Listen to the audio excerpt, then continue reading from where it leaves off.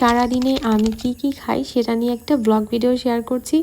যেহেতু ডায়েটে আছি তাই সকালে উঠেই সর্বপ্রথম এক গ্লাস কুসুম গরম পানিতে একটা লেবু চিপে এটা খেয়ে সকালটা শুরু করি। তারপরে চলে যাচ্ছি একটা ফ্রুট চাট বানাবো। তার জন্য 3-4 রকম ফল নিয়েছি, আম, আনারস, পেয়ারা আর কলা। এই 4 ধরনের ফলকে ছোট ছোট কিউব করে কেটে একটা বোলের মধ্যে নিয়ে এখানে দিয়ে দিব অল্প একটুখানি লেবুর রস আর সামান্য পরিমাণ রেডিমেড যে চাট মশলা আছে সেটা। খুব মজা হয় খেতে, সামান্য চাট মশলা মিশালেই কিন্তু খেতে দারুণ লাগে। তারপরে নিয়ে নিচ্ছি একটা বড় সাইজের হাঁসের ডিম, সামান্য লবণ দিয়ে তেল ছাড়া এটাকে পোস্ট করে নিচ্ছি। ডিমটা ছোট হলে দুটো নেওয়া যেতে পারে। এবার ডিম আর এই চারটা দিয়ে ব্রেকফাস্ট শেষ করলাম।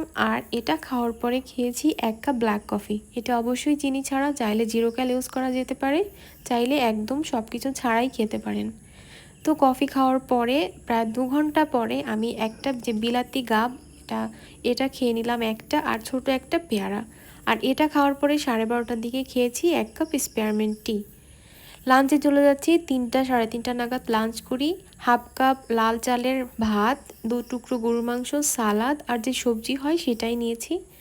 সন্ধ্যার দিকে খেয়েছি 1 মুঠো পরিমাণ বাদাম।